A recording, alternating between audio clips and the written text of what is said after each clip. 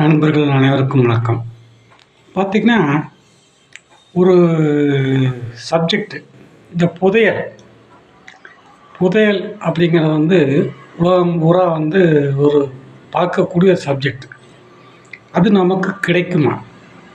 எப்படி கிடைக்கும்? இப்போது ஒரு சில நண்பர்கள் வந்தாங்க. திருநெல்வேலியில் ஒரு இடத்துல இந்த மாதிரி மண்ணெல்லாம் கொடுத்தாங்க. அதெல்லாம் பரிசோதனை பண்ணிக்கிட்டு நான் சொன்னேன், ஒரு 10,000 வரும், நான் எடுத்துறேன் அப்படி. என்ன சாமி நீங்கள் கோடிக்கணக்கில் வருங்க, உங்களுக்கு 1 கோடி வரும் அப்படின்னாங்க. தம்பி, நமக்கு அதெல்லாம் வேண்டாம், எடுத்துறோம். எனக்கு அந்த கூலி என்னங்கிறது கடவுள் கொடுக்குறது 10,000 ரூபா, அவ்வளோதான் அப்படின்னு சொன்னால் மண்ணெல்லாம் கொடுத்தானுங்க. நான் பரிசீலனை பண்ணோம், பூஜையெல்லாம் பண்ணி அப்புறம் நான் சொன்னேன் பௌர்ணமி அன்றைக்கி வரேன் அப்படின்னு. அப்புறம் முந்தின நாளே போயிட்டோம். போக்குவரத்து செலவு அதுக்கு மேலே ஒரு 7,000 ரூபா கொடுத்தானுங்க. பேலன்ஸ் நீங்கள் வாங்கிக்கோங்க பூஜையை முடிச்சுட்டு. 3,000ங்க, 1 கோடியே வாங்கிக்கோங்க லூசு பயலுங்க. அப்புறம் நானும் போனேன். முந்தின நாளே போயாச்சு. நைட்டு ஒரு வீடு எல்லாம் ஃபேமிலியெலாம் வெளியே அனுப்பிச்சி போட்டு இவனுக்கு மட்டும் தான் இருக்கானுங்க. நாமளும் தங்கிட்டோம். தங்கி விடிய காத்தால நான் சொன்னேன் 6 மணிக்கு முன்னாடியெல்லாம் பூஜை ஆரம்பிச்சிடணும். நான் போனோம், போய் பூஜை ஆரம்பித்தோம். நமக்கு எப்பவுமே தியானம் பண்ணுறது நம்ம வேலையே. நம்ம ஈஸ்வரன் இல்லாமல் எந்த வேலையும் பண்ண மாட்டோம். ஸோ உட்காந்தாச்சு. உட்காந்து நான் வேண்டிக்கிறேன். அப்போ நமக்கு காட்சி தருவது யாருன்னு கேட்டிங்கன்னா, இசக்கியம்மனும் அந்த வீரபத்ரன். அவங்க அந்த பொக்கிஷத்தை பாதுகாத்துட்ருக்காங்க. அது அந்த காலத்தில் அந்த ராஜாக்கள் நிறைய பேர்கிட்ட இந்த மாதிரி கொடுத்து பாதுகாக்க சொல்லியிருப்பாங்க.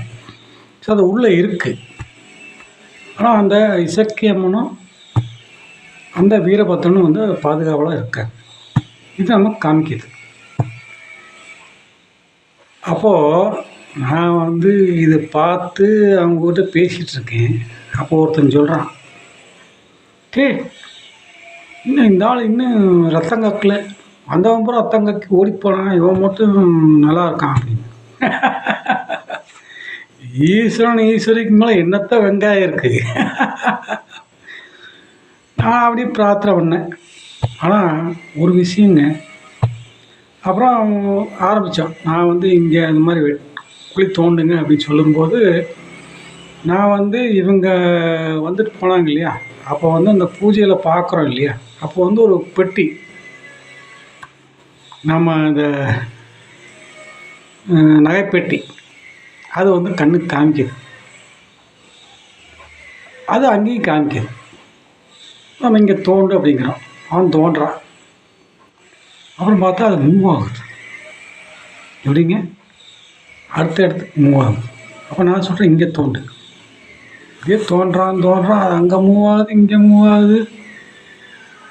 அப்புறம் நான் வேறு இந்த குழிக்குள்ள போய் உட்காந்துருவேன். நமக்கு என்னத்தை இருக்குது? ஈஸ்வரி இருக்கும்போது நமக்கு என்ன வெங்காயத்தை இருக்குது? குழிக்குள்ள போய் உட்காந்துருவேன். அந்த குழிக்குள்ள உட்காந்துட்டு அப்படியே ஈஸ்வரி அப்படியே பிரார்த்தனை பண்ணும்போது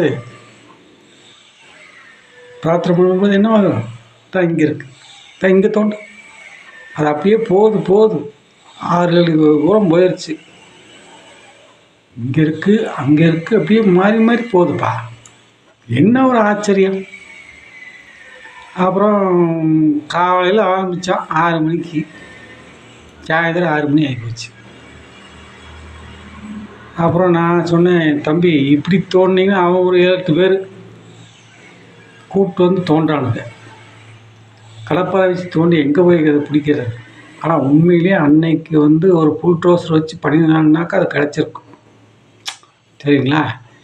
இவனுக்கு கடப்பாறையை வச்சு ஒவ்வொரு இன்ச்சாக தோண்டிகிட்டு இருந்தானுங்க. அப்புறம் 6 மணி ஆகி போச்சு. நான் சொன்னேன், தம்பி. அப்புறம் அவன் சொன்னான், சாமி இதுக்கு மேலே நம்ம அடுத்த பார்த்துக்கலாம் அப்படின்னு. அப்புறம் பேலன்ஸ் ஒரு 3000 அது கொடுத்தானுங்க. ஆனால் மரியாதை எப்படி இருந்தது தெரியுமா? புதையல் கிடைக்கல. மரியாதை எப்படி இருந்துச்சு? அடுத்த நாள் காலையில் அப்படி பஸ் ஸ்டாண்ட் பக்கம் வந்தானுங்க. வந்துட்டு, சாமி இந்தா அந்த பஸ்ஸு திருநெல்வேலி போகுது, ஏறிக்கிங்க. இந்த விட்டா பஸ்ஸு கிடையாது. மனித இயல்பு எப்படிப்பட்டது? பணம் இல்லை, காசு இல்லை. ஆனால் இது ஒரு விஷயம் பார்க்கணுங்க. நான் அந்த குழிக்குள்ளே உட்காந்துருக்கு தியானங்கள் பண்ணும்போது இசக்கியம்மனும் வீரபத்ரனும் வந்து காவல் இருக்காங்க. நான் வந்து அதை ப்ரொசீட் பண்ண என்னுடைய மனைவிக்கு வந்து உடல்நலக்குறைவு ஏற்பட்டுருச்சு.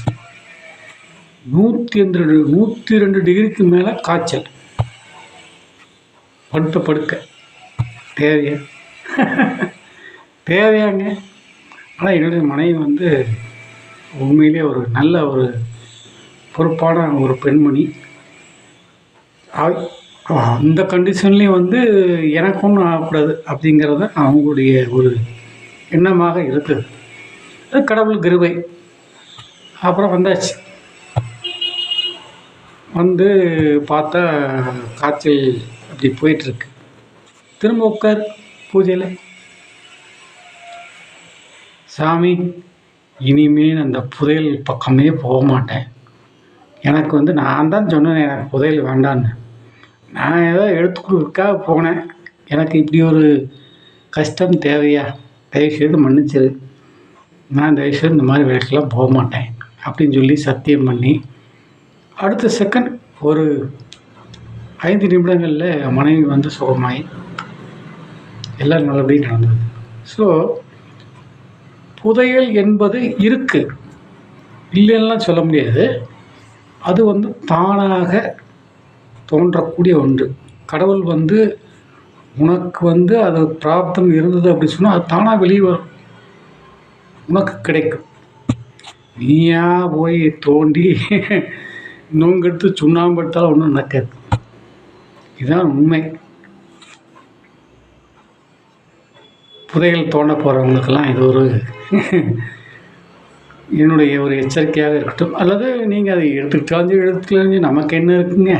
நம்ம வந்து எல்லாம் கடவுள் செயல், அவ்வளோதான். நம்ம சொல்கிறத சொல்லிட்டோம். இதுக்கு மேலே உங்கள் விருப்பம். நன்றி, வணக்கம், மகிழ்ச்சி,